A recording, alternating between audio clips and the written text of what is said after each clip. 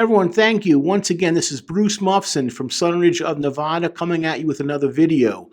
First of all, I just want to say the response to the Earl sweatshirt that we did was just phenomenal. Blew up, incredible, and amazing. Thank you, thank you, thank you to everyone that's been watching, and also the comments.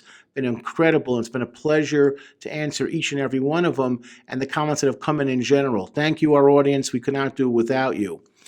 So the song Solace, again, it was clearly a home run, and you guys loved it. So guess what? We're doing another Earl Sweatshirt song because you want it, and we're going to give it to you. Now, let me just say this about Earl. He's truly an amazing artist. No argument about that. And, you know, like everyone else that we have reviewed, it's like eating potato chips. Once you eat one, you can't stop. Well, I've stopped eating potato chips. But the point is that continue to grow more and more and listen to more and more of their songs. One song leads to another. The song I want to cover today from his latest album is Playing Possum, from the album Some Rap Songs of All Things, which is 15 songs, each less than 3 minutes, covering 22 minutes almost in total. This album is the soundtrack to his grief. And this is the first album to be released in the wake of the death of his father, South African poet Kiora Petesi. I'm probably saying that name wrong, and I'm going to try and pronounce his last name, this past January. However, what I'm going to do today is a little bit different. I want to discuss the growth and maturity of Thebe, again, last name like his dad, I'm not even going to embarrass myself, formerly known as Earl Sweatshirt, and how it all begins to come together on this song from 2 interviews that he gave that show you and how his words relate to those watching and give you insight and awareness on how to relate to yourself and to your own family, even if you've had discord and conflict in the past. Okay, the first is an interview that he gave with NPR Radio with Ari Shapiro on December 7th, 2018. I picked out the lines in both interviews that were the most significant to me, and I'm going to tie everything together on his growth and awareness and how it relates to you, of course, our listeners. And the title of the interview, if you want to watch it, look at it yourself, is Earl Sweatshirt on Resentment, Growth, and Giving Yourself a Chance. Here's where we get started.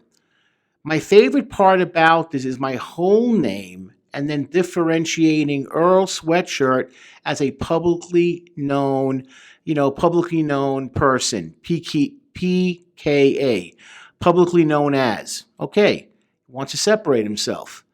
You see a lot of people in purgatory. If they can't really be their self, you know what I mean. These are his quotes. Not having my identity stamped out for myself early on really had me like on just taking on the flavor of whatever, and that is really dangerous. He's becoming self-aware. This man, referring to his father, when he was 21 years old, got exiled from South Africa. Like it was different, like different things. What he's saying is how he grew up and how I grew up, completely not even the same world, different universes. When I was 21, I was at SXSW, which is a music festival, I believe, in Texas. You know what I'm saying? Different lifestyles, bro. My dad grew up in a world he could never comprehend that I grew up in. Different perspectives. I'm this age now, another quote, where else you can get trapped in people's minds as 18-year-olds, as whatever age you are as a child star. He wants to get away from that. He's seen what's happened to so many people that get typecast and can't move on. And all they're known for is the same thing over and over again. What it shows is that he's growing up and seeing things now as a young adult and no longer as an adolescent.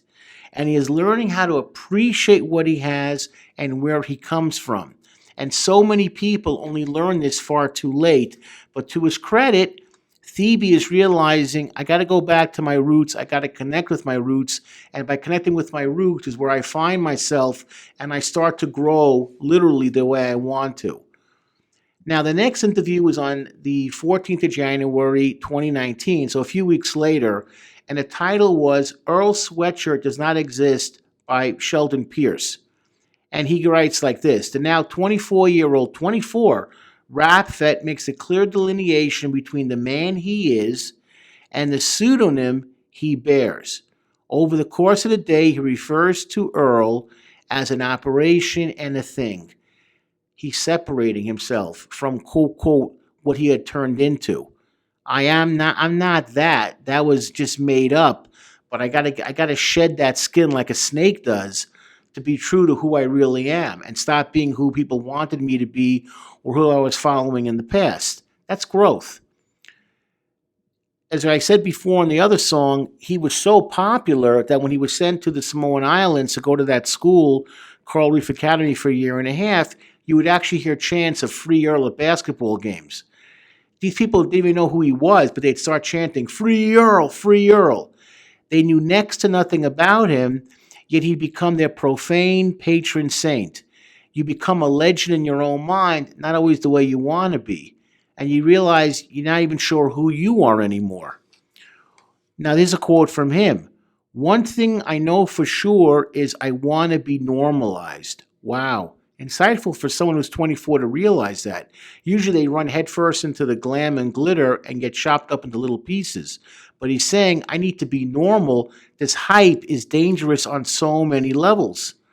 Now, it's interesting to me that he released an album in 2015 called I Don't Like Blank and I Don't Like to Go Outside in 2015. I don't like this and I don't like to go outside. It makes sense to me when you feel you don't know who you are and you become like a celebrity trapped by your own success, like what we said before, like a bird in a gilded cage. Everything is great inside, but to go outside means mass hysteria, mass panic, and do people really like me for who I am or who I pretend to be? And that alter ego could be very, very dangerous to you. There's a reason why Dr. Jekyll and Mr. Hyde ended so badly, because you start to forget who is Earl, who's Phoebe, and it gets confusing when you don't have a sense of normalcy and being grounded. Another quote, everything that he does now is a push not to be a prisoner to decisions he made as an immature savant being a genius, and decisions made on his behalf when he was half a world away, when he was in the Samoan Islands. As Earl says, my teens are under a microscope and really threaten to define me, and it still do, he admits. It's really important for me to figure myself out. What I'm telling everybody here is his words are almost like a clinician. That's why I tell people all the time anyway. If you're dealing with suicidal issues, depression, anxiety, panic attacks, stress, where is it coming from? And the answer generally is, I have no clue who I am, Bruce. I'm living this puzzle where I'm trying to pitch the pieces and that don't fit. I get it. This makes total sense for anyone to do, let alone when you're in a fishbowl like Earl says and everyone's looking in. He even said he'd like to go to college, but he's afraid if he goes to college, just everyone staring at him in a classroom is going to be impossible to study, so he's looking at getting some online classes. Again, there's a thought process, there's maturity, he's growing up, he's looking at things from a different angle. Now, he writes this also. The writer writes this, as a child of writers, he's starting to come to terms with the idea he was groomed for this life, meaning to know how to use words well and to know how to use the English language well. Growing up, he said, his mom would make him write essays to explain why he should get anything he wanted. Well, the mom is a law school professor at UCLA, and the dad was a fairly well-known poet who was the poet laureate of South Africa one time.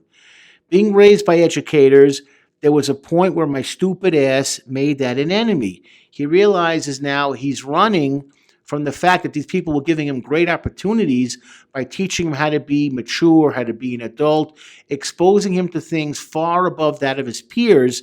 And he said, I made that an enemy. You run from what are cloaking you with goodness and kindness and a chance to be successful for the future. At that point, he was running away because he didn't know who he was. And so many of us get into things like drug and alcohol abuse, overeating, terrible relationships, terrible choices with money, got to follow the crowd, be like everybody else, because you don't know how to be yourself and you become everyone else. And that's what Earl realized about himself. So another quote from the article was, between these two modes, quick rhyming technician and experimentalist, A conversation is taking place about who Thebe is and what Earl Sweatshirt represents, the yin and the yang. Okay, you see that Zen piece? You got the white and the black fighting for supremacy. You start to try to understand, who am I? What am I trying to be? Do I have self-confidence in myself? And then when you're in your teens, even the best of us have doubts. Even when you're in your 70s, you have doubts. And he's accepting the fact that I don't know who I am. That was great when I was a teenager. It's not so great anymore. It almost tells me that his relationship with Art Future has basically come to an end because he's going to be a solo artist. He is trying to figure out who he is and to define himself. Here's an interesting quote he comes up with. This is Earl's words. And if you're a god, they love you like a god and they hate you like a god. Neither is real. And you start to realize that you turn into, you become a legend in your own mind. And the higher you go, the easier it is to fall. The higher it is to fall. When you have yourself centered and you don't become insane with like Hollywood stuff, or don't look at me, don't talk to me, taste my food for me, I don't have to pay for anything, I can be a jerk. Well, I could say anything I want to say. That's when the problems become. You become a god, but like gods fall. You have to be grounded, something that he now is beginning to understand. This is another quote from the article. He is cognizant of where his older music fits into the spectrum too, but he wants that association erased. His breakout mixtape was a product of teen angst and internalized rage frothing to the surface. He's now hoping to bury it with music truer to who he really is. He wants to be true to himself. Get away from the coat of many colors that's false. You know, you put something on that's not real. That's not who you are. Who are you really? And so many people, my God, that I've worked with, that I've assessed, they have to be somebody that they're not, and they don't realize that they're on the spinning wheel like a rat in a maze. You know, where are they running to? They're running to nowhere. And it's all this fame, fortune, and glamour that in the end goes nowhere. Everything is gone because you want to be something that you're not. And people are so afraid to be that, but yet that's the place you want to be. That's the sweet zone. He says, Some Rap Songs is the last Earl Sweatshirt album on Columbia. That's his record label. I'm excited to be free because I can do, my own stuff now. And he goes like, in the end of the article like this, the interview, the piece that I liked, I've been really trying to infuse myself into my work, he says, and a part of that self is the importance of family. Well done, Earl. Now, what I want to do is break down this song, but I'm going to break it down a little bit different than I've done in the past. What does Playing Possum mean? Okay, if this is a reference to his dad that he believed was playing dead in his mind. He knew his dad, of course, had passed away, but he didn't want to believe it. And the addition of both his parents to the album was intended to be a surprise that he planned as a conciliatory gesture to his dad, but tragedy struck again when his father passed away on 1/3/18 before Earl got a chance to send him the album. He wanted to make amends. What I'm telling everyone here is this, is a lesson. Make every day count. You never know what tomorrow is going to bring. Not trying to push any religious thoughts on people, but whatever higher power you belong to, make every day count. And never hesitate to tell somebody you love them, you care about them, you miss them. Don't hold a grudge. Just be a good person. You'd be surprised. You never know what tomorrow is going to hold for you. And if you get a chance to tell somebody something positive, send them a card, send them a note, make them feel special. Always do it right away. Don't push it off. And now after he was famous, I found this out also. He actually went back home meaning South Africa, where his father had other children, and he reconnected. He never knew these kids, I guess, with his half-brothers and sisters, because there's 6 of them. So here's what I wanted to say about this. And this came from the first interview. It got made while my dad died, while I'm still figuring out that code, that like Playing Possum's code. So like making this song, calling it Playing Possum, and then my dad dying. Playing Possum means playing dead. Possums, I know this from my dog when I was younger. He used to kill them. They play dead. They're still there and full act like they're dead, and then they just slink off. And then he says he wanted people to be aware of this. He was telling us to the first interviewer, this is less about my dad dying, and instead it's what both of my parents are talking about and the conversation I was trying to have them in with each other, which is a blend. He did a nice job of this. Just like them back and forth. It's crazy. It's excerpts from my mom's keynote speech that gives.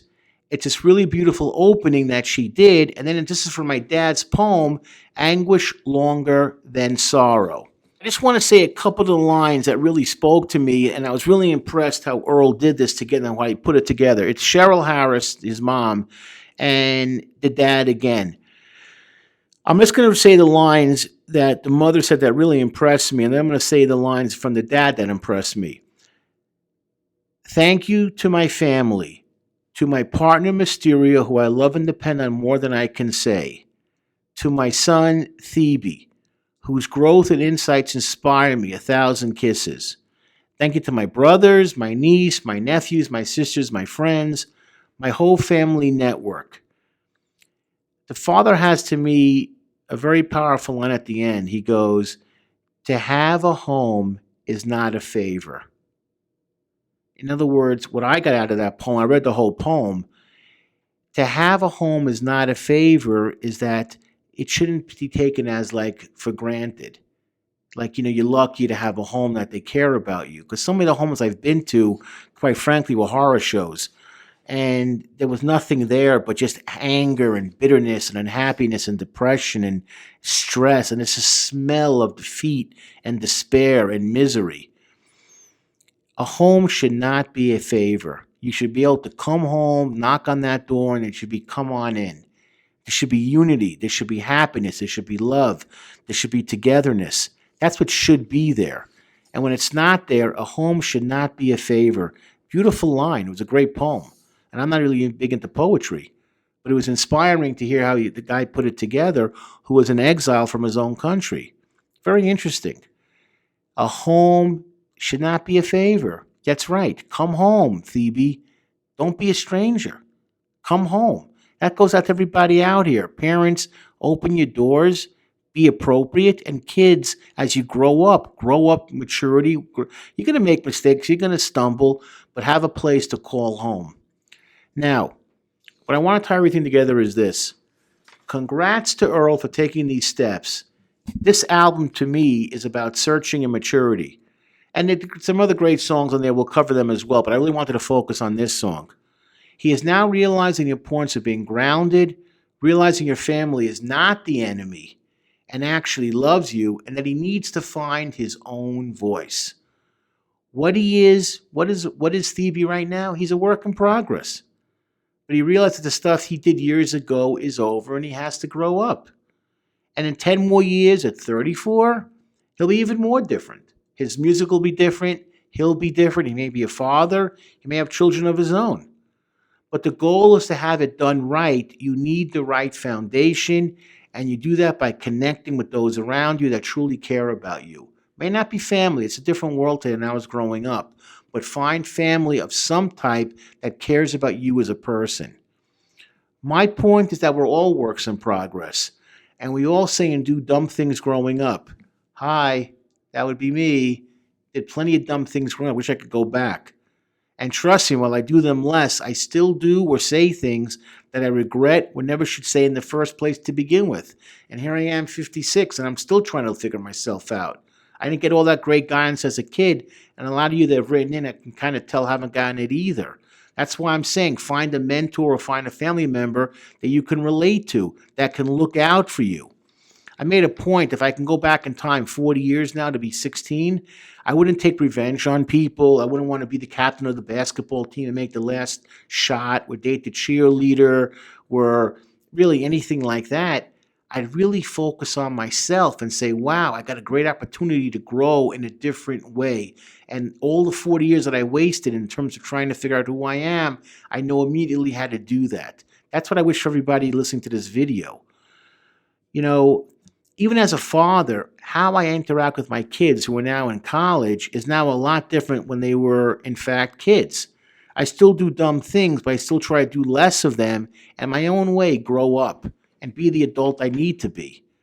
To my kids, to my wife, and to those around me, my coworkers, my friends and family.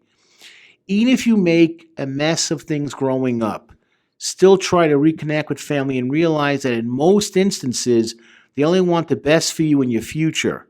That's why I like Playing Possum so much, is that he put his parents in the spotlight and gave them the accolade that they deserved. They raised him. He was an easy kid to raise. Did his parents make mistakes with him? I'm sure they did.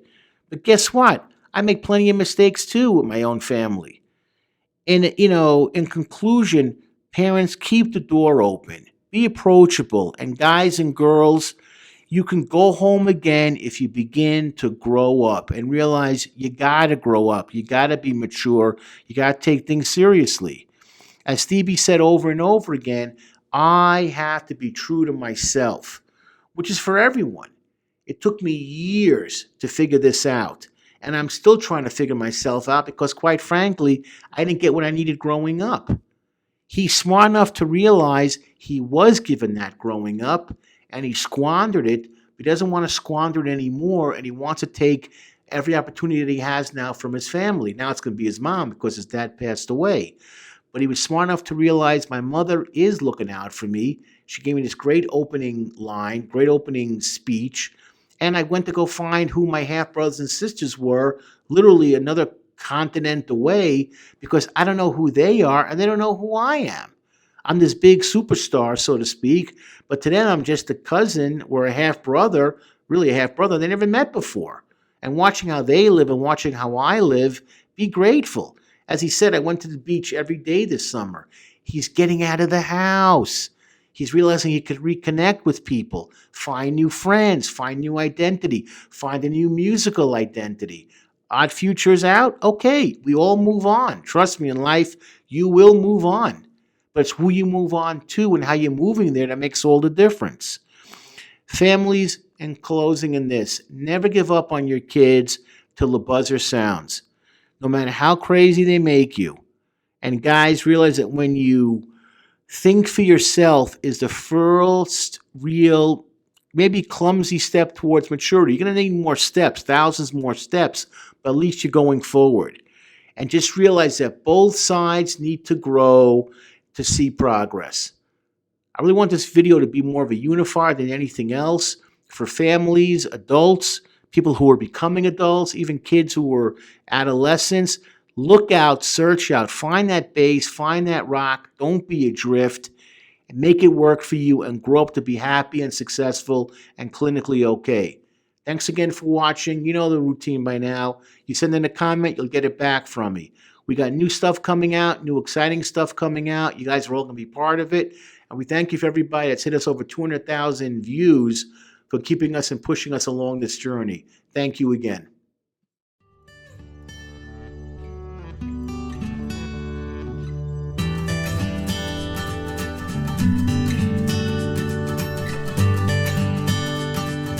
Thank you.